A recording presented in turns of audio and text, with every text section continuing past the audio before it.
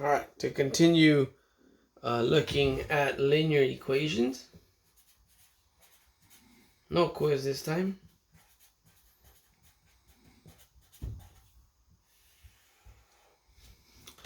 I did say that there's another way. So the table is the most important one because that's going to help us graph a lot of equations, a lot of different equations. But there is another way to graph, in specific, a linear equation. And what we use to graph the linear equation is slope-intercept form. So, right here, slope-intercept form. Again, I've already written it a couple of times, but I'm gonna write it again. And that's the one that most people usually remember this. Y equals mx plus b.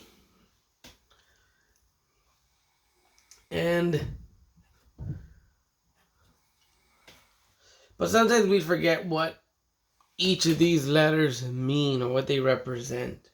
So for starters, M represents slope.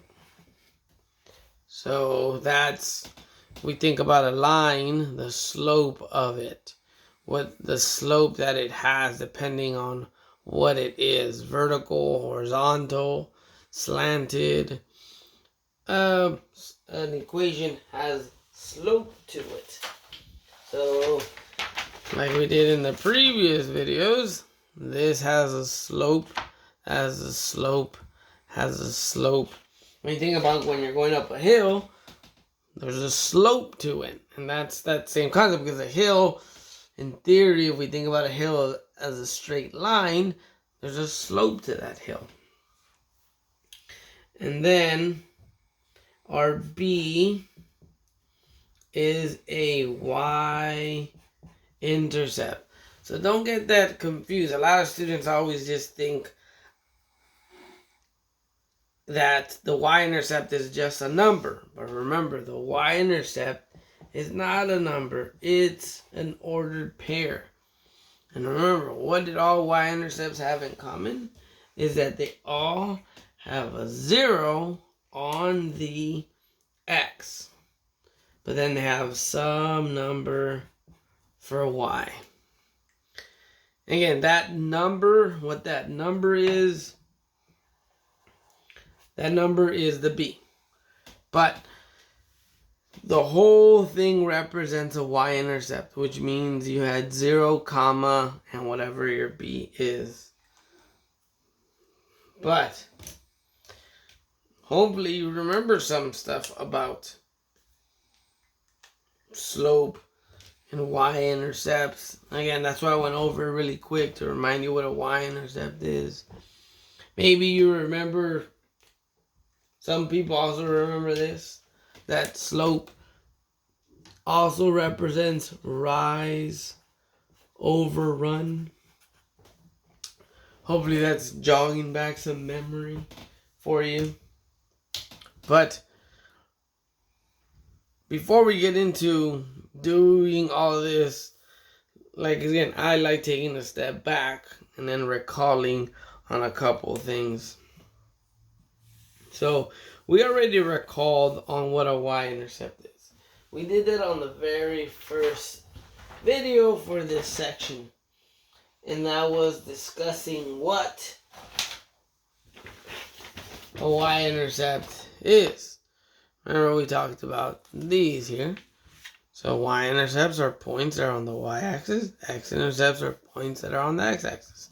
So that, I think, we should know, hopefully. Another thing to point out is that this slope-intercept form, your y is isolated. So that means whenever you have your linear equation, you want to get y by itself. And we kind of did that in this example. Then we got y by itself without really knowing, but it worked. It helped us understand something about horizontal lines. But now we're going to look at this linear equation, how we can graph it using the slope-intercept form. But we already saw a little bit about y-intercept. We saw this linear equation, but we haven't talked much about slope. So I want to take a step back and remember a couple of things about slope. Other than just, yes, slope does mean rise over run. But there's also a formula for slope. And let me show you what it is. Slope formula looks like this. We have y sub 2 minus y sub 1 over x sub 2 minus x sub 1. Now, for you wondering what these little numbers are, whenever you write, of course, a number above on the top right corner is known as the power. Whenever you write a number on the bottom right corner of a variable or a letter, it's known as a subscript. What these represent, they're just variables. They're just coordinates, just like the other ones were before. It's just another way of writing another variable. So, but what you need to use this slope formula, so again, maybe I didn't write it, but this is the slope formula. I don't know why I said it slowly. Maybe it helped me spell it. But something really important. So let's put a note. To be able to use the slope formula, you need, emphasize on need. I'm putting it in all caps. You need 2 points.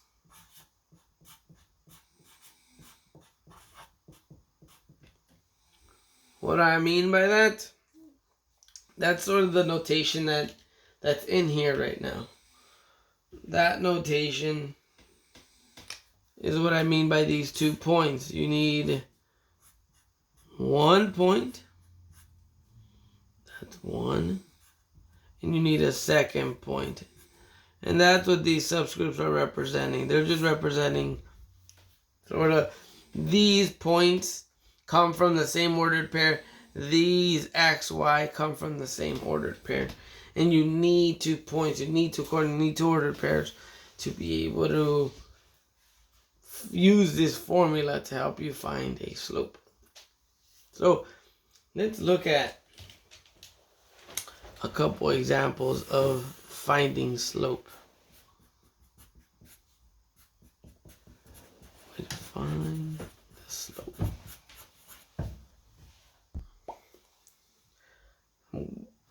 So we're actually going to use the example we already did. So we saw this is our main. This example came from using this table. So let's find the slope of this line. So we already see this.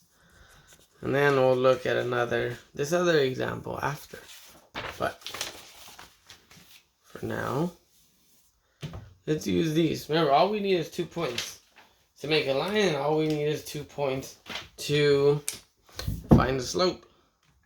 So for our first example, let's use these ordered pairs, 0, 2, and 6, comma, negative 2. Let me get that out of the way. Alright, so it doesn't matter which point is which from this x sub 1 and x sub 2, But you should label them so that when you plug into the formula, you don't mix anything up. So I'm going to label this one as x sub 1 and y sub 1, and this would be x sub 2 and y sub 2. And it doesn't mean because this one is first that this has to be x sub. You could easily have switched it around and have the exact same answer. And I'll do that on the next point. But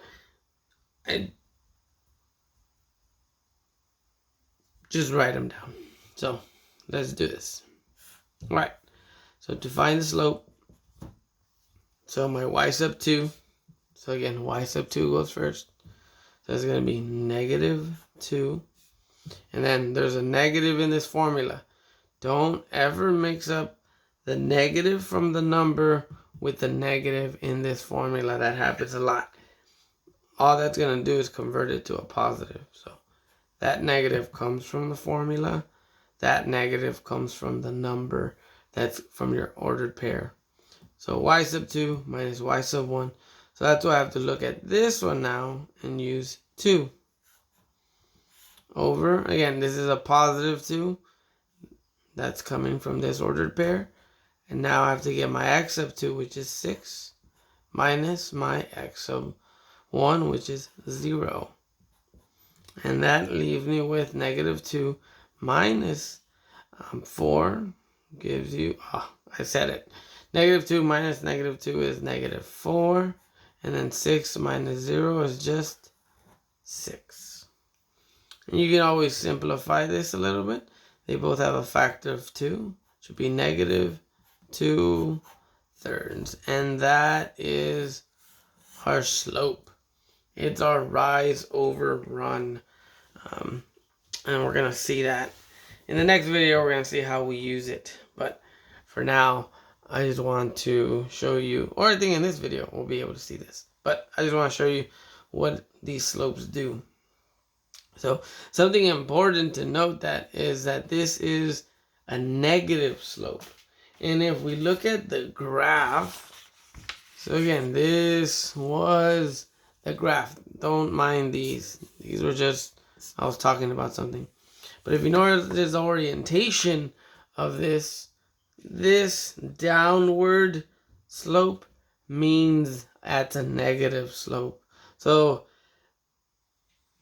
if you sort of do the opposite of that, meaning if it pointed in this direction, what do you think that represents? Hopefully you guessed a positive slope. So that's something to know. This represents a negative slope. This represents a positive. So negative, positive, negative, positive. So that means this has a negative slope. So let's try to see that using these points here. Again, that's a fraction, which is ugly, but that's going to illustrate something important that hopefully we remember about fractions. So here's another one. Here I'm going to write 0, 1. Then I'm going to write 1/2, 0. I switched it up. Doesn't matter. So I could let this one be x sub 1 and a y sub 1. And this be x sub 2 and a y sub 2. I switched them around. Again, it doesn't matter. The important part is that you label them. Whichever the one's going to be the ones has to be the ones. Whatever's going to be the twos is going to be the twos. So just don't mix them up with each other. All right. Let's do another example. So we have our y sub 2, which is 0, minus our y sub 1, which is 1, over, we have our x sub 2, which is 1/2, minus 0. That leaves me with a negative 1 over 1/2. And hopefully you guys remember whenever you're dividing by a whole fraction, you remember this idea of, some people like to call it keep, change, flip. Well, yeah, whatever helps you remember is that you take the negative, and then instead of dividing them vertically, you divide them, or the division becomes multiplication. And then you take the reciprocal. Remember, reciprocal of a number is just taking the denominator and the numerator and switching them. So that would be 2 over 1 instead of 1 over 2. And now if you remember how to multiply fractions, it's numerator with numerator and technically denominator with denominator. But the way you can always rewrite a whole number as a fraction, you can always write it over 1. Now you have this numerator to numerator and denominator to denominator multiplying. And then the denominator is just going to be 1 times 1, which is just 1. But whenever you're dividing anything by 1, it doesn't change it. So here I'm just focused on negative 1 times 2, which is going to give me negative 2. And then if I wrote negative 2 over 1, well, negative 2 divided by 1 will just give me negative 2. But it's important to remember that 1. Because don't forget, slope is rise over run. So we're going to need to know that denominator. Even though if it's 1, it's important to remember you can always rewrite a number as a fraction by just putting 1 under it. But technically, negative 1 divided by 2 is negative 2. So I don't want to confuse people. But it's important to remember that. Rise over run, so we do need both of them, even if it's just a 1. It's really important. But again, we said it was supposed to be, since this is the orientation of that graph, it should have been negative, and we did. And hopefully in some of the homework that I give you, you're going to end up getting positive slopes. But now, remember those weird looking equations that we did? Let's see them. These. They still had ordered pairs. And remember, all you need is 2 for a line, and all you need is 2 for the slope formula. So let's see if we can do another example using these points. So same thing, negative 3, 0, negative 3, 2. Again, you can number them however you want, or label them however you want. Just make sure you keep it consistent. So watch, now I'm going to do x sub 2, y sub 2, over x sub 1, y sub 1. It does not matter. Just make sure you plug it in correctly. So y sub 2 is 0, minus y sub 1 is 2, over, now I have negative 3. So don't mix it up. My x sub 2 is negative 3. And again, don't forget. So here, I can move this out of the way now. There is a negative in the formula. So this negative comes from the formula. But my x sub 1 also happens to be negative. All that does is it converts both of these into a positive. So it's going to look like, well, 0 minus 2 is just negative 2 over negative 3 plus 3. I can't simplify the numerator any further, but then negative 3 plus 3 gives me a big fat 0. So, I think we talked about this before the whole quarantine started. This whole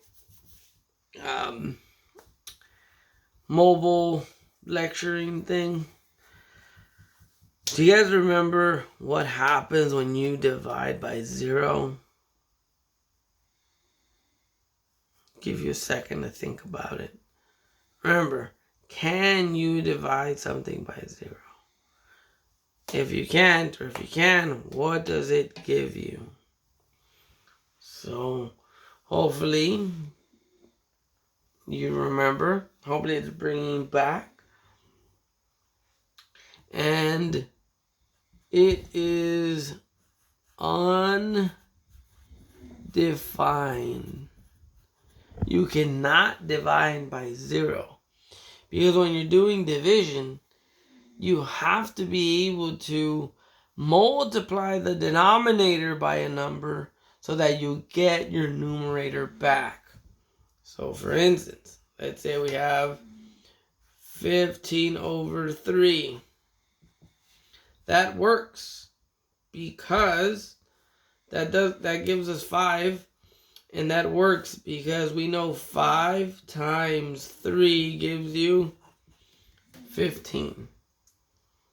There is no number that you can multiply. If you sort of do this same situation, there is no number that you can multiply 0 by so that you get a -2. It's impossible.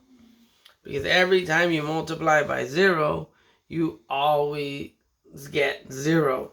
So there's no other number you can multiply to try to get this -2. This is impossible. Hence, this slope is undefined. And that's really important to remember. Because, remember I said, whenever x is equal to a constant, it's always going to be a vertical line. And if that happened to this vertical line that the slope is undefined, what do you think the slope is going to be for all of these if they all look the same in the sense of they all are vertical lines?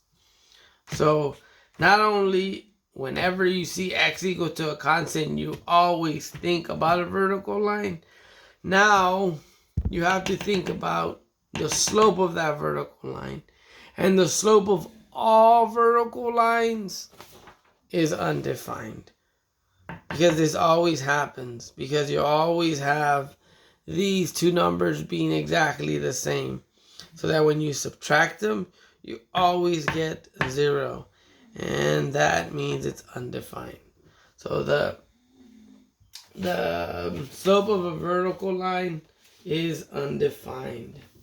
Now, we also looked at horizontal line. So let's try to see, is it also undefined? Or do we have something different for horizontal lines? And let me do it right here. So I have 0, 2 and -2, 2. I'm saying it doesn't matter how you label them. I can go back to this being x sub 1, y sub 1, this being x sub 2 and y sub 2, but it really does not matter at all. So the slope, we have y sub 2 is 2.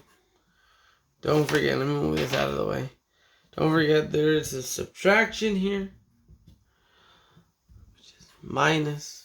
And then my y sub 1 is 2 over my x sub 2 is -2 minus 0. But I know 2 minus 2 gives me 0 over -2 minus 0 is -2. But now we have 0 in the numerator versus having 0 in the denominator. What happens when we divide by 0? We know that's undefined. But what happens when you're dividing 0? So that means 0 is in the numerator. What would that give us?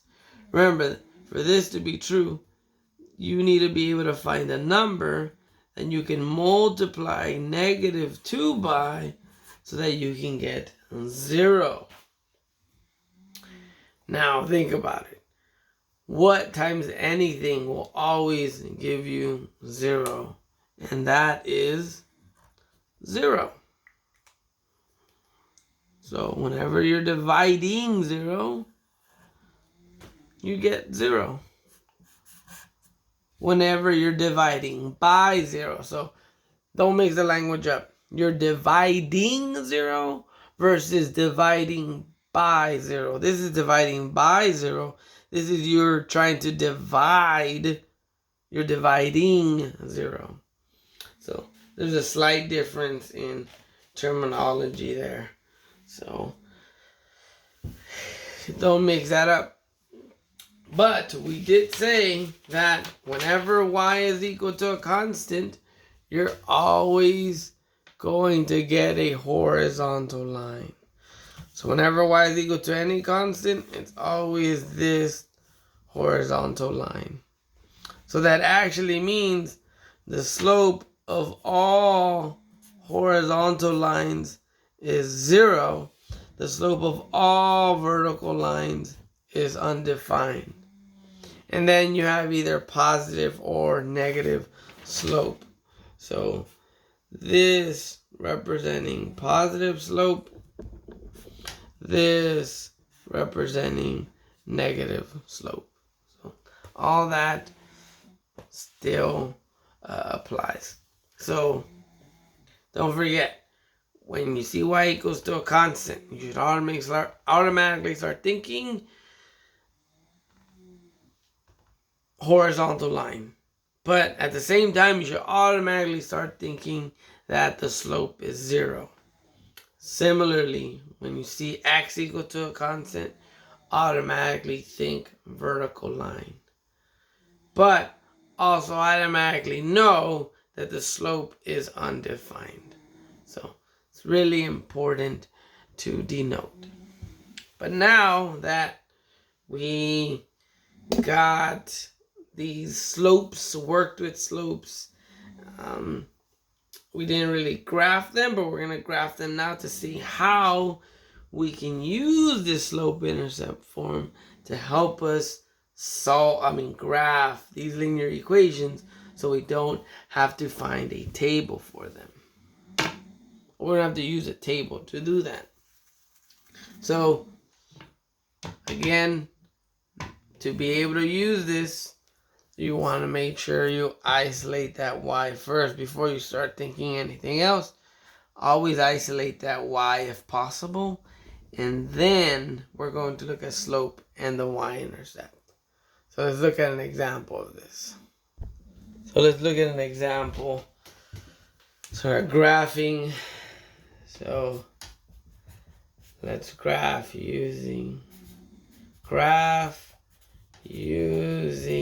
slope.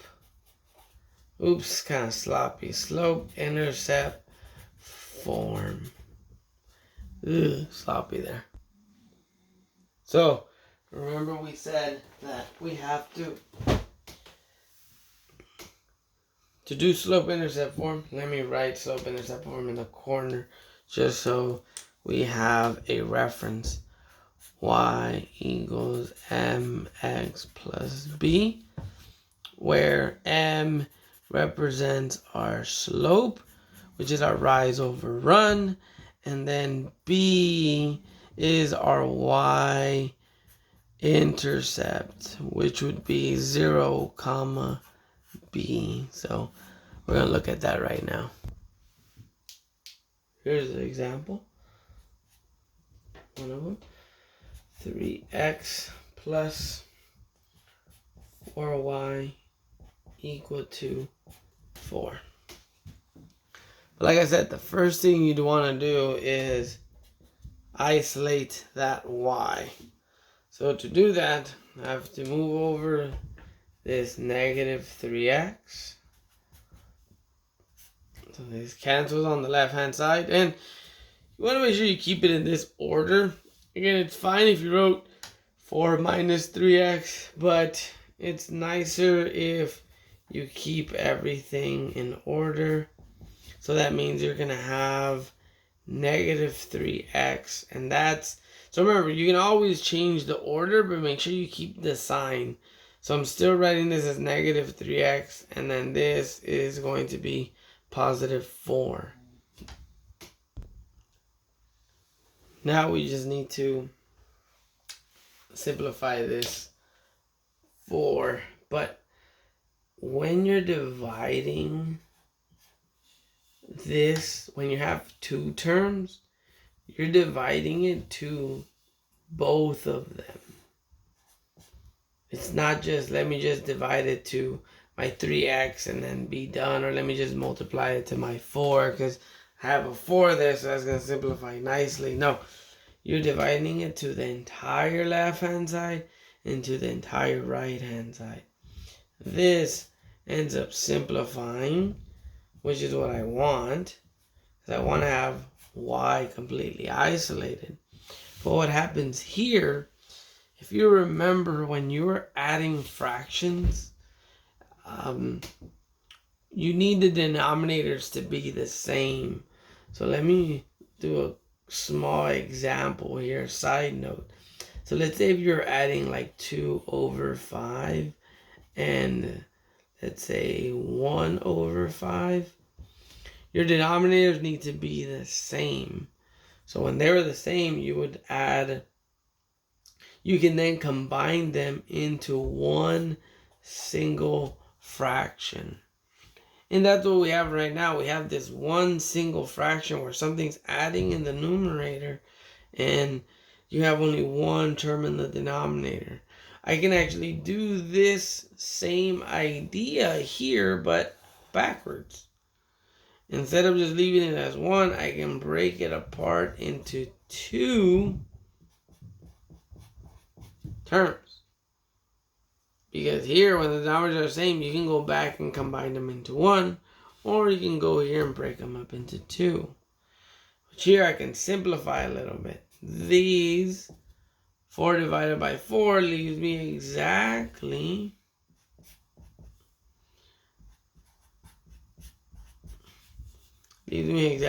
1. Now I have my y isolated. I can start trying to identify the slope and the y-intercept. So the slope, so be careful, it's not just the number in front of x. So in this situation, I wrote it like this specifically so that it throws you a little off. Your slope is actually this entire fraction. It's the entire number. All you have to do is look at this entire term, take out your x, and that's your entire slope. Now, the issue is here is that there's a negative there. If you want, you can leave it as -3 over 4, and that's perfectly fine. You can leave it like this. But this is the same thing as saying -3 over 4 with the negative out in front. But you can either choose to leave the negative with the numerator, or you can actually just give the negative to the denominator. And all these 3 things are equivalent. Doesn't matter which one you want to use, but you cannot give the negative to both. Because once you give it to both, you're saying a negative divided by a negative, which we know is positive. You'd be switching the sign of the slope. So either one of these 3 are perfectly fine. And the scenario always happens. You can always give it to the numerator, give it to the denominator, or leave it out in front. But you have to decide one of these 2. The reason why is because we need our rise over run. Now my y-intercept, again, the y-intercept is an ordered pair. It's not just a number. So I have this number, but all this number does is go in the y spot. But then I know my x is 0. So 0, 1 is my y-intercept. So don't forget that. That's what you're always going to get using this method. That's your y-intercept. But it's 0, 1. It's not just the answer 1. And then this is your slope, and all these 3 are equivalent to each other. And now we can graph. Hopefully I made this big enough.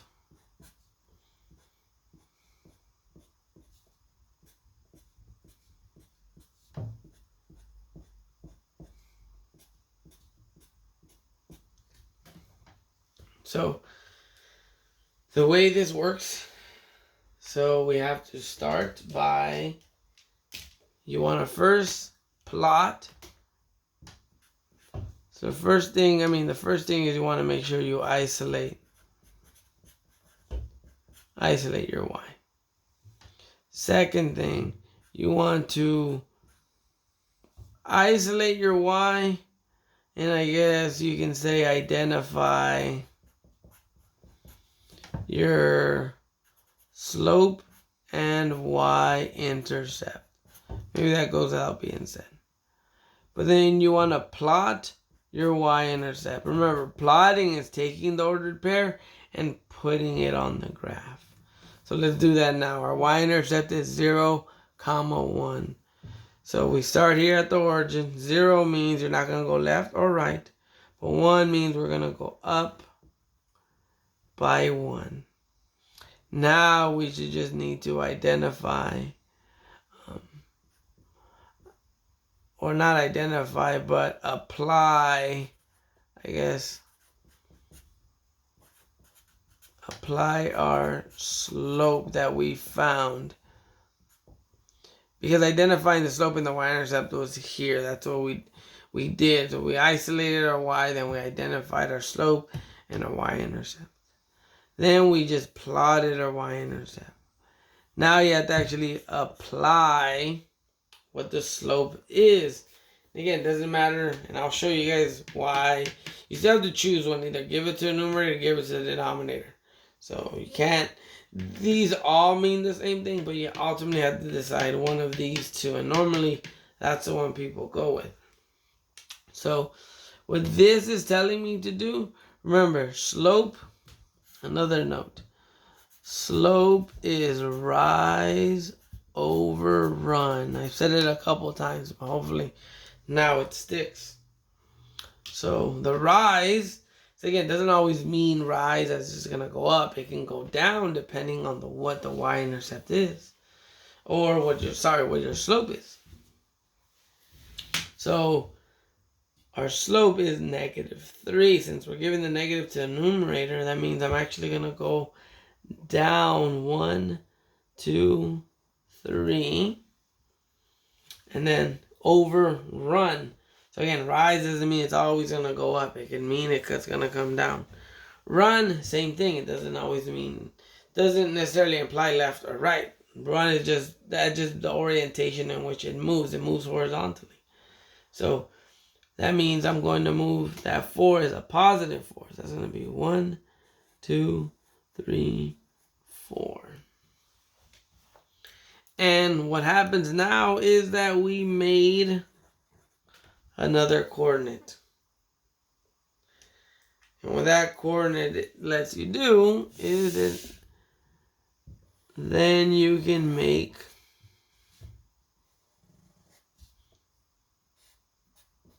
if you're wondering why I made it so long, I'll show you right now. But that's it. That's how you graph using slope-intercept form. You want to isolate your y, plot your y-intercept, and then apply our slope or your slope. Not ours, but your slope. Apply your slope to the example. So this is what I mean by this is a perfectly good answer.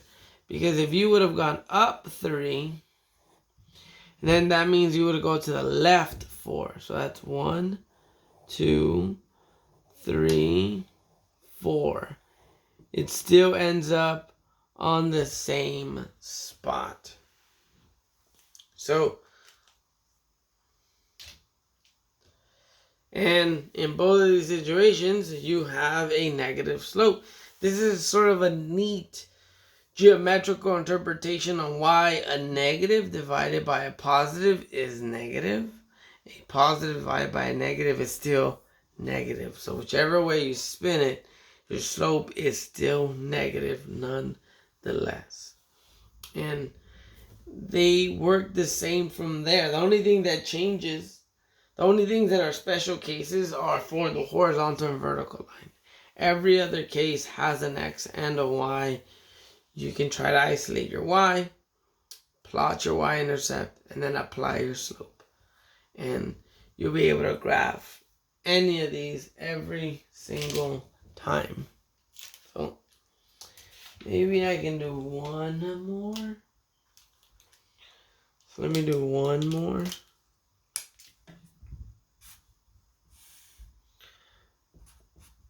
So you guys can see. I'm going to do 2x plus 4y equal to 8. Same as before. Gotta isolate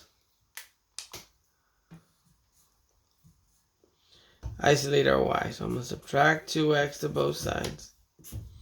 Again, just like before, I'm going to rearrange them just because I want to keep it in that same orientation as my slope-intercept form. So it's going to be 4y is equal to negative 2x plus 8. Just like before, we do it to one side, you have to do it to the entire other side. This simplifies. And we'll bring this up. I'm left with y is equal to, and then I can break this fraction apart to negative 2 over 4x plus 8 over 4, which we know we have 2 and 4 have a factor in common of 2. It will be y equals negative 2 plus 2.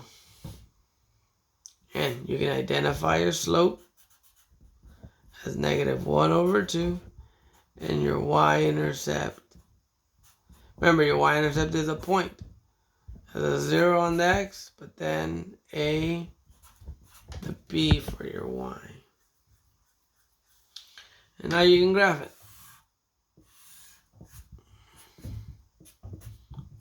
Hopefully it's noticeable. 1, 2, 3, 4. 1, 2, 3, 4. 1, 2, 3, 4. So yeah, we plot our y-intercept. So at 0. And then we go up 2.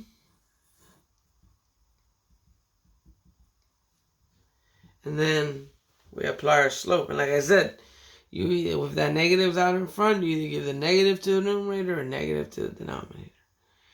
If you get a negative to the denominator, you're going to go. If you give a negative to the numerator, you're going to go down 1. But then you'll go 2 to the right. But you could just as easily have gone. So let me make the line.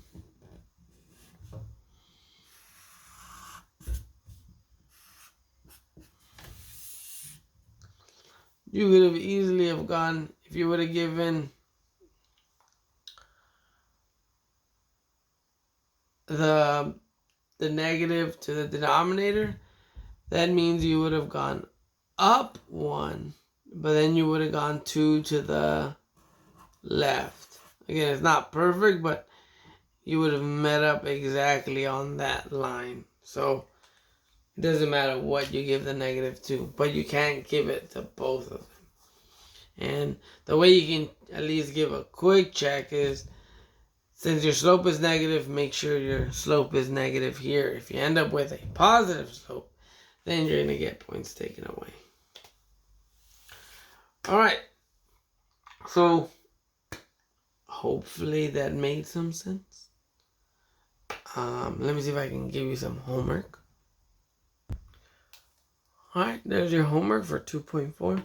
9, 10, 13, 15, 19, 25, 28, 29. So you can graph the linear equation, and you can graph it however you want. So either use the table or use the slope-intercept form method, whatever works for you. I'm just going to add one more in here. I'm going to put 16 just for a little bit more practice. So again, up to you. Whichever method you want to use is fine with me.